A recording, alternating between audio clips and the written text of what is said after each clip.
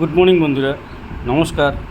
প্রথমে একটা কথা বলি, প্লেনে অনেকে অনেক জায়গায় ঘুরতে যাচ্ছে, অনেকে ছুটিতে যাইতেছে।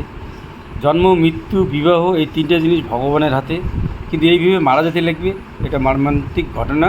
যার জন্য প্রার্থনা করে সবাই ওরা যেন অন্যখানে ভালো জায়গায় পৌঁছে, এইটুকুই।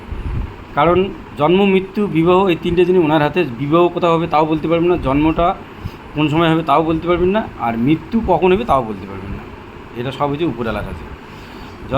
জন্ম হলে মৃত্যু হবেই, কিন্তু এইভাবে হবে, এইটাই আর কি। খুব সবাইকেই খারাপ লাগছে, আমাকে বলি না, সবাইকেই খারাপ লাগবে।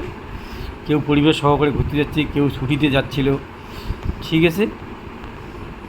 এগুলো তো আর কী বলবো, বলতে গেলে চোখে জল আসে, মনে খুব খারাপ লাগে, মনটায় খুব ব্যথা হয়ে যায়। অনেকেই অনেক কিছু বলতে পারেন, ঠিক আছে বন্ধু।